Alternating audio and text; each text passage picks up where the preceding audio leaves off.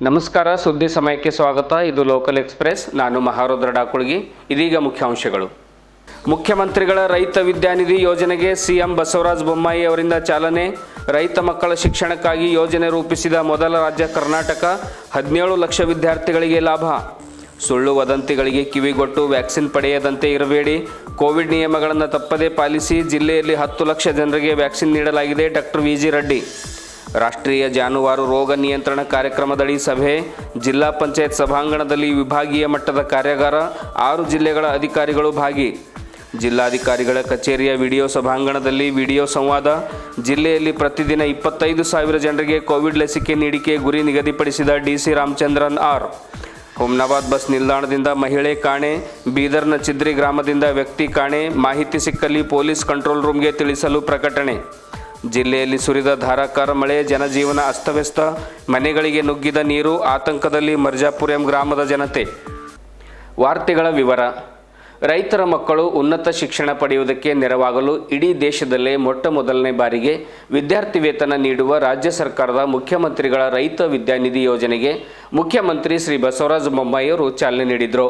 ವಿಧಾನಸೌಧದ ಸಮ್ಮೇಳನ ಸಭಾಂಗಣದಲ್ಲಿ ಏರ್ಪಡಿಸಿದ್ದ ಸಮಾರಂಭದಲ್ಲಿ ರೈತರ ಮಕ್ಕಳಿಗೆ ವಿದ್ಯಾರ್ಥಿ ವೇತನ ನೀಡುವ ಮೂಲಕ ಬಸವರಾಜ ಬೊಮ್ಮಾಯಿಯವರು ಯೋಜನೆಗೆ ಚಾಲನೆ ನೀಡಿದರು. ಮಣ್ಣಿನ ಮಕ್ಕಳು ಆರ್ಥಿಕ ಸಂಕಷ್ಟ ಎದುರಿಸುತ್ತಿರುವ ಕಾರಣ SSLCಯಿಂದ ಸ್ನಾತಕೋತ್ತರ ಕೋರ್ಸ್ವರೆಗೆ ವಿದ್ಯಾಭ್ಯಾಸ ಮೊಟಕುಗೊಳ್ಳಬಾರದೆಂಬ ಸದುದ್ದೇಶದಿಂದ ಈ ವಿದ್ಯಾರ್ಥಿ ವೇತನ ನೀಡುವ ಸಂಕಲ್ಪ ರಾಜ್ಯ ಸರ್ಕಾರ ಮಾಡಿದ್ದು, ಈ ಯೋಜನೆಯಿಂದ ಸುಮಾರು 17 ಲಕ್ಷ ವಿದ್ಯಾರ್ಥಿಗಳಿಗೆ ಅನುಕೂಲವಾಗಲಿದೆ. ಆರ್ಥಿಕ ಸಮಸ್ಯೆಯ ಕಾರಣದಿಂದಾಗಿ ಇಂದು ರೈತರ ಮಕ್ಕಳು ಶಿಕ್ಷಣವನ್ನು ಅರ್ಧಕ್ಕೆ ಮೊಟಕುಗೊಳಿಸುತ್ತಿದ್ದಾರೆ. ಅವರ ಶಿಕ್ಷಣ ಯಾವುದೇ ಕಾರಣಕ್ಕೂ ನಿಲ್ಲಬಾರದು ಎಂಬ ಉದ್ದೇಶದಿಂದ ಈ ಯೋಜನೆ ಜಾರಿಗೆ ತರಲಾಗಿದೆ. 10ನೇ ತರಗತಿಯಿಂದ ಸ್ನಾತಕೋತ್ತರ ಪದವಿವರೆಗೆ ರೈತರ ಮಕ್ಕಳಿಗೆ ಸರ್ಕಾರ ವಿದ್ಯಾರ್ಥಿ ವೇತನ ನೀಡುತ್ತದೆ. ಇದರಿಂದ ಸುಮಾರು 17 ಲಕ್ಷ ರೈತರ ಮಕ್ಕಳಿಗೆ ಸಹಕಾರಿಯಾಗಲಿದೆ. ವಿವಿಧ ಕೋರ್ಸುಗಳಿಗೆ ಅನುಗುಣವಾಗಿ 2,500 ರೂಪಾಯಿಯಿಂದ 11,000 ರೂಪಾಯಿವರೆಗೆ ಸರ್ಕಾರ ವಿದ್ಯಾರ್ಥಿ ವೇತನ ನೀಡುತ್ತದೆ. ಈ ವೇಳೆ ಕೇಂದ್ರ ಕೃಷಿ ಸಚಿವರಾದ ಶ್ರೀ ನರೇಂದ್ರ ಸಿಂಗ್ ತೋಮರ್, ರಾಜ್ಯ ಖಾತೆ ಸಚಿವರಾದ ಶೋಭಾ ಕರಂದ್ಲಾಜೆ, ರಾಜ್ಯ ಕೃಷಿ ಸಚಿವರಾದ ಶ್ರೀ BC ಪಾಟೀಲ್, ತೋಟಗಾರಿಕಾ ಸಚಿವರಾದ ಶ್ರೀ ಮುನಿರತ್ನ ಚಾಲನೆ ಸಂದರ್ಭದಲ್ಲಿ ಪಾಲ್ಗೊಂಡಿದ್ದರು. ಕೋವಿಡ್ ಮೊದಲನೇ ಅಲೆ ಮತ್ತು ಎರಡನೇ ಅಲೆಯಲ್ಲಿ ಕೊರೋನಾ ವೈರಸ್ ನಿಯಂತ್ರಣಕ್ಕೆ ತರಲು ಜಿಲ್ಲಾಡಳಿತ, ಆರಕ್ಷಕ ಸಿಬ್ಬಂದಿಗಳು, ವೈದ್ಯರು ಹಾಗೂ ಇನ್ನಿತರ ಎಲ್ಲ ಕೋವಿಡ್ ವಾರಿಯರ್ಸ್ಗಳು ಸಾಕಷ್ಟು ತೊಂದರೆ ಅನುಭವಿಸಿದ್ದಾರೆ. ಆದ್ದರಿಂದ ಈಗ ಕೋವಿಡ್ ನಿಯಂತ್ರಣದಲ್ಲಿದೆ. ದಯವಿಟ್ಟು ಸಾರ್ವಜನಿಕರು ಕೋವಿಡ್ 3ನೇ ಅಲೆ ತಡೆಯಲು ತಪ್ಪದೇ ವ್ಯಾಕ್ಸಿನ್ ಪಡೆಯಬೇಕು. ಸುಳ್ಳು ವದಂತಿಗಳಿಗೆ ಕಿವಿಗೊಡದೆ ಎಲ್ಲರೂ ವ್ಯಾಕ್ಸಿನ್ ಪಡೆಯಬೇಕು. ಈಗಾಗಲೇ ಜಿಲ್ಲೆಯಲ್ಲಿ 10 ಲಕ್ಷಕ್ಕೂ ಹೆಚ್ಚು ಜನರಿಗೆ ವ್ಯಾಕ್ಸಿನ್ ನೀಡಲಾಗಿದೆ. ಯಾರಿಗೂ ತೊಂದರೆಯಾಗಿಲ್ಲ. ಕೋವಿಡ್ 3ನೇ ಅಲೆ ತಡೆಯಲು ನಮಗೆ ಇದೊಂದು ಪ್ರಮುಖ ಅಸ್ತ್ರವಾಗಿದೆ ಎಂದು ಜಿಲ್ಲಾ ಆರೋಗ್ಯ ಮತ್ತು ಕುಟುಂಬ ಕಲ್ಯಾಣ ಇಲಾಖೆಯ ಅಧಿಕಾರಿಗಳಾದ ಡಾಕ್ಟರ್ ವಿ.ಜಿ. ರೆಡ್ಡಿ ಅವರು ಸುದ್ದಿ ಸಮಯಕ್ಕೆ ತಿಳಿಸಿದರು. ಮತ್ತು ಕುಟುಂಬ ಕಲ್ಯಾಣಾಧಿಕಾರಿ ಡಾಕ್ಟರ್ ವಿ.ಜಿ. ರೆಡ್ಡಿ ಮಾತಾಡ್ತಾ ಇದ್ದೀನಿ. ಸಾರ್ವಜನಿಕರಲ್ಲಿ ಒಂದು ಮನವಿ ಮಾಡೋದೇನೆಂದರೆ, ಈ ಮೊದಲನೇ ಅಲೆ ಮತ್ತು ಎರಡನೇ ಅಲೆ ನಾವು ನಿಯಂತ್ರಣದಲ್ಲಿ ತರಬೇಕಾದ್ರೆ ಭಾಳ ಕಷ್ಟಪಟ್ಟಿದ್ದೀವಿ. ಎಲ್ಲ ಜಿಲ್ಲಾಡಳಿತ, ಜಿಲ್ಲಾ ಪಂಚಾಯತ್ ಬೀದರ್, ಆರೋಗ್ಯ ಇಲಾಖೆ, ಪೊಲೀಸ್ ಇಲಾಖೆ ಎಲ್ಲ ಸೇರಿ ಎಲ್ಲ ಡಿಪಾರ್ಟ್ಮೆಂಟ್ ಸಹಯೋಗ ಮತ್ತು ಮಾಧ್ಯಮದವರ ಸಹಯೋಗದೊಂದಿಗೆ ಈಗ ನಿಯಂತ್ರಣದಲ್ಲಿದೆ ಕೋವಿಡ್-19 ಡಿಸೀಸ್. ಮತ್ತು ಇನ್ನು ಮುಂದೆ ಇದೇ ಥರ ನಿಯಂತ್ರಣದಲ್ಲಿರಬೇಕಂದ್ರೆ ಎಲ್ಲರೂ ದಯವಿಟ್ಟು ಮಾಸ್ಕನ್ನು ಧರಿಸಬೇಕು, ದೈಹಿಕ ಅಂತರವನ್ನು ಕಾಪಾಡಬೇಕು ಮತ್ತು ಹ್ಯಾಂಡ್ ಸ್ಯಾನಿಟೈಸೇಷನ್ ಮಾಡಬೇಕು. ಈಗ ಇನ್ನೊಂದು ಮುಖ್ಯವಾದ ಅಸ್ತ್ರ ನಮ್ಮಲ್ಲಿರೋದಂದರೆ ವ್ಯಾಕ್ಸಿನೇಷನ್ ದಯವಿಟ್ಟು 18 ವರ್ಷ ಮೇಲ್ಪಟ್ಟವರು ಎಲ್ಲರೂ ತೊಗೊಳ್ಬೇಕು. ಭಾಳಷ್ಟು ಕಡೆ ಜನರು ಏನೋ ವದಂತಿಗಳಿಗೆ ಕಿವಿಗೊಟ್ಟು ಅದು ಹಂಗಾಗ್ತದೆ ಹಿಂಗಾಗ್ತದೆ ಅಂತೇಳಿ ಭಯಭೀತರಾಗದೆ ಈಗಾಗಲೇ ನಾವು ಜಿಲ್ಲೆಯಲ್ಲಿ 10 ಲಕ್ಷ ಜನರಿಗೆ ಕೋವಿಡ್ ವ್ಯಾಕ್ಸಿನೇಷನನ್ನು ನೀಡಿದ್ದೀವಿ. 10 ಲಕ್ಷ 11,000. ಇದರಲ್ಲಿ ಯಾರಿಗೂ ತೊಂದರೆಗಳಾಗಿಲ್ಲ.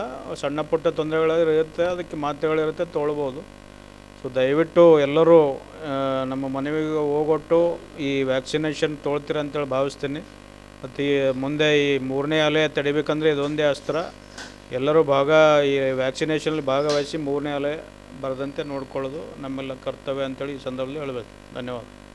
ಮಹತ್ವದ ರಾಷ್ಟ್ರೀಯ ಜಾನುವಾರು ರೋಗಗಳ ನಿಯಂತ್ರಣ ಕಾರ್ಯಕ್ರಮದಡಿ ರಾಜ್ಯ ಮಟ್ಟದ ಕಂದು ರೋಗ ಲಸಿಕಾ ಕಾರ್ಯಕ್ರಮ ಯಶಸ್ವಿಗೊಳಿಸುವುದಕ್ಕೆ ಸಂಬಂಧಿಸಿದಂತೆ ಕಲಬುರಗಿ ಪ್ರಾದೇಶಿಕ ವ್ಯಾಪ್ತಿಯ 6 ಜಿಲ್ಲೆಗಳ ಪಶುಪಾಲನಾ ಇಲಾಖೆಯ ಅಧಿಕಾರಿಗಳನ್ನೊಳಗೊಂಡ ವಿಭಾಗೀಯ ಮಟ್ಟದ ಕಾರ್ಯಾಗಾರವು ಬೀದರ್ ಜಿಲ್ಲಾ ಪಂಚಾಯತ್ ಕಚೇರಿ ಸಭಾಂಗಣದಲ್ಲಿ ನಡೆಯಿತು. ಸಚಿವರಾದ ಪ್ರಭು ಚವ್ಹಾಣ್ ಅವರು ಸಸಿಗೆ ನೀರೆರೆಯುವುದರ ಮೂಲಕ ಕಾರ್ಯಾಗಾರಕ್ಕೆ ಚಾಲನೆ ನೀಡಿದರು. ಕಾರ್ಯಾಗಾರದಲ್ಲಿ ಬೀದರ್, ಕಲಬುರಗಿ, ರಾಯಚೂರು, ಬಳ್ಳಾರಿ, ಯಾದಗಿರಿ ಮತ್ತು ಕೊಪ್ಪಳ ಸೇರಿದಂತೆ 6 ಜಿಲ್ಲೆಗಳ ಪಶುಪಾಲನಾ ಮತ್ತು ಪಶುವೈದ್ಯಕೀಯ ಸೇವಾ ಇಲಾಖೆಯ ಜಂಟಿ ನಿರ್ದೇಶಕರು, ಉಪನಿರ್ದೇಶಕರು ಮತ್ತು ಸಹಾಯಕ ನಿರ್ದೇಶಕರು ಮತ್ತು ಇನ್ನಿತರರು ಪಾಲ್ಗೊಂಡಿದ್ದರು. ಕಂದು ರೋಗ ಅಂದರೆ ಏನು, ಅದನ್ನು ತಡೆಗಟ್ಟುವ ರೀತಿ ಹೇಗೆ, ವಹಿಸಬೇಕಾದ ಮುನ್ನೆಚ್ಚರಿಕೆ ಕ್ರಮಗಳು ಏನು ಎಂಬುದರ ಬಗ್ಗೆ ಕಾರ್ಯಾಗಾರದಲ್ಲಿ ಸಮಗ್ರವಾಗಿ ಚರ್ಚಿಸಲಾಯಿತು. ಕಂದು ರೋಗವು ಹಸು, ಎಮ್ಮೆ, ಕುರಿ, ಮೇಕೆ, ಹಂದಿ, ನಾಯಿ, ಒಂಟೆ ಮತ್ತು ಕುದುರೆ ಮುಂತಾದ ಪ್ರಾಣಿಗಳಲ್ಲಿ ಕಂಡುಬರುವ ಮಾರಕ ರೋಗವಾಗಿದೆ. ಈ ರೋಗದಿಂದ ಜಾನುವಾರುಗಳಲ್ಲಿ ಗರ್ಭಪಾತ, ಅನಾರೋಗ್ಯ, ಉತ್ಪಾದನೆಯಲ್ಲಿ ಕುಸಿತ ಹಾಗೂ ಬಂಜೆತನ ಉಂಟಾಗಿ ಪಶುಪಾಲಕರಿಗೆ ನಷ್ಟ ಉಂಟು ಮಾಡುತ್ತದೆ ಎಂಬುದನ್ನು ರೈತ ಬಾಂಧವರಿಗೆ ತಿಳಿಸಿ ಅಭಿಯಾನಕ್ಕೆ ಸಹಕರಿಸಬೇಕು ಎಂಬುದರ ಬಗ್ಗೆ ಕಾರ್ಯಾಗಾರದಲ್ಲಿ ಚರ್ಚಿಸಲಾಯಿತು. ಕಾರ್ಯಾಗಾರದಲ್ಲಿ ಬೆಂಗಳೂರಿನ ನಿರ್ದೇಶಕರಾದ ಡಾಕ್ಟರ್ ಮಂಜುನಾಥ್ ಪಾಳೆಗಾರ್, ಅಪರ ನಿರ್ದೇಶಕರಾದ ಡಾಕ್ಟರ್ ತಿಪ್ಪೇಸ್ವಾಮಿ, ಪಶುಪಾಲನಾ ಇಲಾಖೆಯ ಉಪನಿರ್ದೇಶಕರಾದ ಕಲಬುರಗಿ ಜಿಲ್ಲೆಯ ಡಾಕ್ಟರ್ BS ಪಾಟೀಲ್, ರಾಯಚೂರು ಜಿಲ್ಲೆಯ ಡಾಕ್ಟರ್ ಶಿವಣ್ಣ, ಬಳ್ಳಾರಿ ಜಿಲ್ಲೆಯ ಪರಮೇಶ್ವರ ನಾಯಕ್ ಮತ್ತು ಇನ್ನಿತರ ಜಿಲ್ಲೆಗಳ ಅಧಿಕಾರಿಗಳು ಹಾಗೂ ಪಶುವೈದ್ಯರು ಮತ್ತು ಇನ್ನಿತರರು ಉಪಸ್ಥಿತರಿದ್ದರು. ಸುದ್ದಿ ಸಮಯದಲ್ಲಿ ಇದೀಗ ಚಿಕ್ಕದೊಂದು ಬ್ರೇಕ್.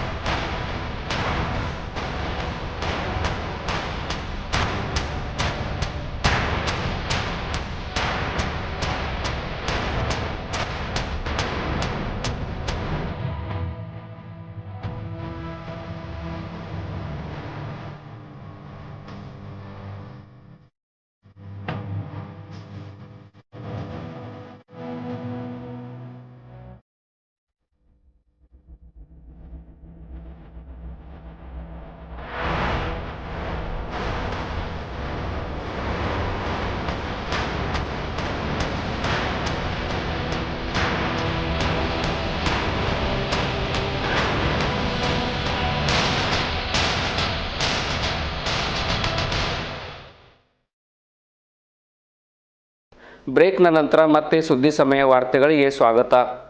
ಬೀದರ್ ಜಿಲ್ಲೆಯಲ್ಲಿ ಪ್ರತಿದಿನ 25,000 ಜನರಿಗೆ ಕೋವಿಡ್ ಲಸಿಕೆಯನ್ನು ನೀಡಲು ಅಗತ್ಯ ಕ್ರಮ ವಹಿಸಬೇಕು ಎಂದು ಜಿಲ್ಲಾಧಿಕಾರಿಗಳಾದ ರಾಮಚಂದ್ರನ್ ಆರ್ ಅವರು ಗುರಿ ನಿಗದಿಪಡಿಸಿದರು.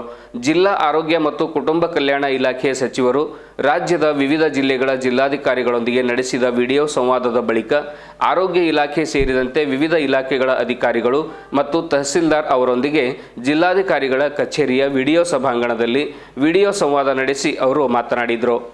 ಆರೋಗ್ಯ ಇಲಾಖೆಯ ಸಚಿವರಾದ ಮಾನ್ಯ ಡಾಕ್ಟರ್ ಕೆ ಸುಧಾಕರ್ ಅವರು ರಾಜ್ಯದ ವಿವಿಧ ಜಿಲ್ಲೆಗಳಿಗೆ ಜಿಲ್ಲಾವಾರು ಕೋವಿಡ್ ಲಸಿಕೆ ನೀಡಿಕೆಯ ಗುರಿಯನ್ನು ನಿಗದಿಪಡಿಸಿದ್ದಾರೆ. ಅದರಂತೆ ಕಾಲಮಿತಿಯೊಳಗೆ ಗುರಿ ಸಾಧನೆಗೆ ಅಗತ್ಯ ಕ್ರಮ ವಹಿಸಬೇಕಿದ್ದು ಎಲ್ಲ ಅಧಿಕಾರಿಗಳು ಸರಿಯಾಗಿ ಕಾರ್ಯನಿರ್ವಹಿಸಬೇಕು ಎಂದು ಜಿಲ್ಲಾಧಿಕಾರಿಗಳು ಸೂಚಿಸಿದರು. ಕೋವಿಡ್ ಮೊದಲನೇ ಡೋಸ್ ನೀಡಿಕೆಯ ಗುರಿಯನ್ನು ಇದೇ ಸೆಪ್ಟೆಂಬರ್ 30ರೊಳಗೆ ತಲುಪಲು ಕೂಡ ಕ್ರಮ ವಹಿಸಬೇಕು ಎಂದು ಇದೇ ವೇಳೆ ಜಿಲ್ಲಾಧಿಕಾರಿಗಳು ಕಟ್ಟುನಿಟ್ಟಿನ ನಿರ್ದೇಶನ ನೀಡಿದರು. ಕೋವಿಡ್-19 ಲಸಿಕಾ ನೀಡಿಕೆ ಅಭಿಯಾನವು ಸದ್ಯದಲ್ಲೇ ಅಂತ್ಯವಾಗಲಿದೆ. ಹೀಗಾಗಿ ಬೀದರ್ ಜಿಲ್ಲೆಯ ಎಲ್ಲ ಸಾರ್ವಜನಿಕರು ಸೆಪ್ಟೆಂಬರ್ 30ರೊಳಗೆ ತಪ್ಪದೇ ಲಸಿಕೆಯನ್ನು ಹಾಕಿಸಿಕೊಳ್ಳಲು ಮುಂದೆ ಬರಬೇಕು ಎಂದು ಸಭೆಯ ಮೂಲಕ ಜಿಲ್ಲಾಧಿಕಾರಿಗಳು ಮನವಿ ಮಾಡಿದರು. ಹುಮ್ನಾಬಾದ್ ಬಸ್ ನಿಲ್ದಾಣದಿಂದ ಮಹಿಳೆ ಕಾಣೆಯಾಗಿದ್ದಾಳೆ. ವಯಸ್ಸು 23, 5 ಅಡಿ ಎತ್ತರ, ದುಂಡನೆಯ ಮುಖ, ಗೋಧಿ ಮೈಬಣ್ಣ, ಸಾಧಾರಣ ಮೈಕಟ್ಟು, ಹಳದಿ ಬಣ್ಣದ ಟಾಪ್, ಹಳದಿ ಬಿಳಿ ಮಿಶ್ರಿತ ಪ್ಯಾಂಟ್ ಹಾಗೂ ವೇಲ್ ಧರಿಸಿದ್ದಾಳೆ. ಕನ್ನಡದಲ್ಲಿ ಮಾತನಾಡುತ್ತಾಳೆ. ಹಾಗೆ ಬೀದರ್ನ ಚಿದ್ರಿ ಗ್ರಾಮದಿಂದ ಪುರುಷ ಕಾಣೆಯಾಗಿದ್ದಾನೆ.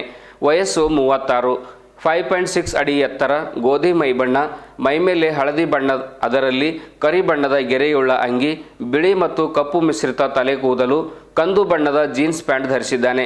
ಈತ ಕನ್ನಡ, ಹಿಂದಿ ಮತ್ತು ತೆಲುಗುದಲ್ಲಿ ಮಾತನಾಡುತ್ತಾನೆ.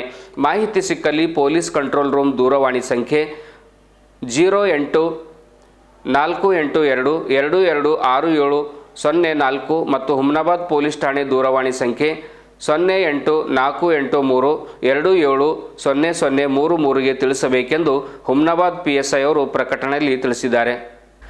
ಜಿಲ್ಲೆಯಲ್ಲಿ 2 ದಿವಸಗಳಿಂದ ಸತತವಾಗಿ ಸುರಿಯುತ್ತಿರುವ ಧಾರಾಕಾರ ಮಳೆಯಿಂದಾಗಿ ಜನಜೀವನ ಅಸ್ತವ್ಯಸ್ತವಾಗಿದೆ. ಬೆಳೆಗಳು ನಾಶವಾಗುತ್ತಿವೆ, ಮನೆಗಳು ಕುಸಿಯುತ್ತಿವೆ, ಸೇತುವೆಗಳು ಮುಳುಗಿ ಹೋಗಿವೆ, ರಸ್ತೆಗಳಲ್ಲಿ ಯಮಗುಂಡಿ ಬಿದ್ದಿವೆ. ಹೀಗಾಗಿ ಬೀದರ್ ತಾಲೂಕಿನ ಮರ್ಜಾಪುರ ಎಂ ಗ್ರಾಮದಲ್ಲಿ ಮನೆಗಳಿಗೆ ನೀರು ನುಗ್ಗಿವೆ. ಅಪಾರ ಪ್ರಮಾಣದ ಮನೆಯಲ್ಲಿರುವ ವಸ್ತುಗಳು ಹಾಳಾಗಿವೆ.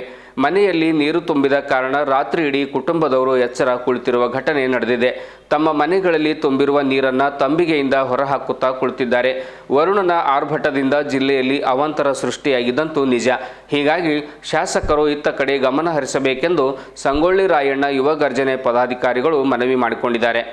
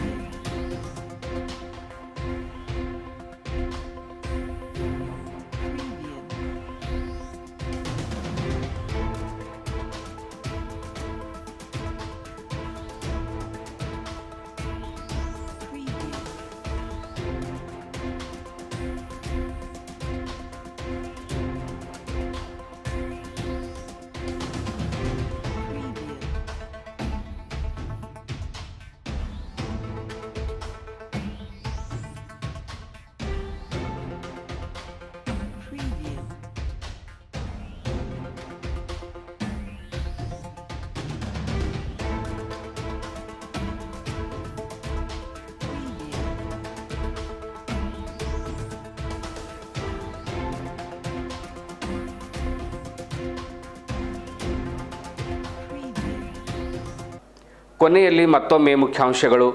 ಮುಖ್ಯಮಂತ್ರಿಗಳ ರೈತ ವಿದ್ಯಾನಿಧಿ ಯೋಜನೆಗೆ ಸಿಎಂ ಬಸವರಾಜ ಬೊಮ್ಮಾಯಿ ಅವರಿಂದ ಚಾಲನೆ. ರೈತ ಮಕ್ಕಳ ಶಿಕ್ಷಣಕ್ಕಾಗಿ ಯೋಜನೆ ರೂಪಿಸಿದ ಮೊದಲ ರಾಜ್ಯ ಕರ್ನಾಟಕ. 17 ಲಕ್ಷ ವಿದ್ಯಾರ್ಥಿಗಳಿಗೆ ಲಾಭ. ಸುಳ್ಳು ವದಂತಿಗಳಿಗೆ ಕಿವಿಗೊಟ್ಟು ವ್ಯಾಕ್ಸಿನ್ ಪಡೆಯದಂತೆ ಇರಬೇಡಿ. ಕೋವಿಡ್ ನಿಯಮಗಳನ್ನು ತಪ್ಪದೇ ಪಾಲಿಸಿ. ಜಿಲ್ಲೆಯಲ್ಲಿ 10 ಲಕ್ಷ ಜನರಿಗೆ ವ್ಯಾಕ್ಸಿನ್ ನೀಡಲಾಗಿದೆ. Doctor V G. ರೆಡ್ಡಿ. ರಾಷ್ಟ್ರೀಯ ಜಾನುವಾರು ರೋಗ ನಿಯಂತ್ರಣ ಕಾರ್ಯಕ್ರಮದಡಿ ಸಭೆ. ಜಿಲ್ಲಾ ಪಂಚಾಯತ್ ಸಭಾಂಗಣದಲ್ಲಿ ವಿಭಾಗೀಯ ಮಟ್ಟದ ಕಾರ್ಯಾಗಾರ. 6 ಜಿಲ್ಲೆಗಳ ಅಧಿಕಾರಿಗಳು ಭಾಗಿ.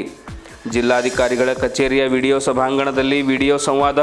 ಜಿಲ್ಲೆಯಲ್ಲಿ ಪ್ರತಿದಿನ 25,000 ಜನರಿಗೆ ಕೋವಿಡ್ ಲಸಿಕೆ ನೀಡಿಕೆ ಗುರಿ ನಿಗದಿಪಡಿಸಿದ DC Ramachandran R. Humnabad bus ನಿಲ್ದಾಣದಿಂದ ಮಹಿಳೆ ಕಾಣೆ. ಬೀದರ್ನ ಚಿದ್ರಿ ಗ್ರಾಮದಿಂದ ವ್ಯಕ್ತಿ ಕಾಣೆ. ಮಾಹಿತಿ ಸಿಕ್ಕಲ್ಲಿ ಪೊಲೀಸ್ ಕಂಟ್ರೋಲ್ ರೂಮ್ಗೆ ತಿಳಿಸಲು ಪ್ರಕಟಣೆ. ಜಿಲ್ಲೆಯಲ್ಲಿ ಸುರಿದ ಧಾರಾಕಾರ ಮಳೆ. ಜನಜೀವನ ಅಸ್ತವ್ಯಸ್ತ. ಮನೆಗಳಿಗೆ ನುಗ್ಗಿದ ನೀರು. ಆತಂಕದಲ್ಲಿ ಮರ್ಜಾಪುರ ಎಂ ಗ್ರಾಮದ ಜನತೆ. ಇದುವರೆಗೂ ಸುದ್ದಿ ಕೊಟ್ಟಿರುವ ನಾನು ಮಹಾರುದ್ರ ಡಾಕುಳಗಿ. ಮತ್ತೆ ಮುಂದಿನ ವಾರ್ತೆಗಳೊಂದಿಗೆ ಭೇಟಿಯಾಗೋಣ. ವಂದನೆಗಳು.